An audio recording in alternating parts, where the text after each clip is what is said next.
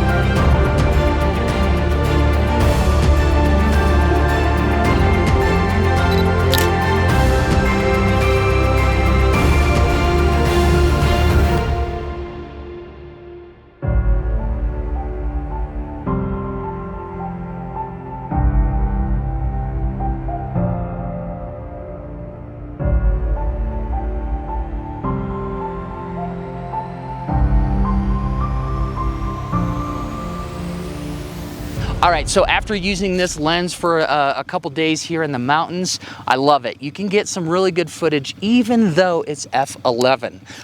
You know, you still get plenty of bokeh because of that separation of the background. It is really tight. 800mm is incredible. That is quite the distance. So if you pair this with something like the 70-200 or even a 24-105, you're gonna be able to get some really good footage. Photos is the same thing. Now, if you're thinking f11, you're not going to be able to get any blurry background. That's just not the case because you separate your subject from the background and it smashes it all together, makes it look beautiful and blurry. So I would definitely recommend, for the price, this is an incredible lens. It's incredible. For me personally, I kind of think that I might do the 600mm just because the 800mm is really, really tight and it might give you a little bit more versatility if you got the 600. As far as build quality, it's a nice plastic. It has a really nice rubber grip. It's super light. I really enjoy it. I can throw it on my motorcycle with me and go into the mountains and just not have to worry about, one, if I crash, if it's gonna break. It's really good quality, but also it's not very heavy. And I can fit it in a pannier or a saddlebag or any kind of bag because it's so small, and then it extends. So obviously when it's like this, it will not work if you put it on the camera, but once you extend it, then you can get whatever shots you need.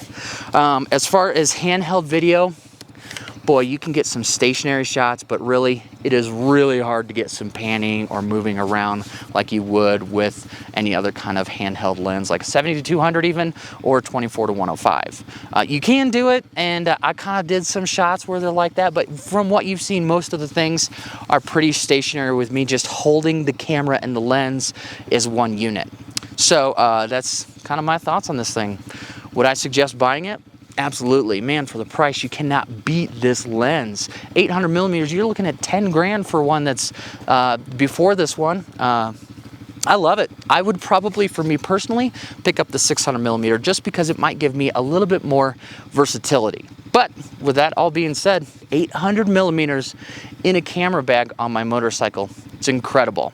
So other than that, let me know if you've got any comments. Like I said, this is just a really cool lens into the future of what Canon is going to be doing with their RF lenses. So if this video was helpful, I'd love for you to like it. And if you haven't already, subscribe to this channel. We talk a lot about Canon gear. We talk a lot about tutorials and how to get better, take better photos, make better video. All right, guys. Hope you have a great day. Take care.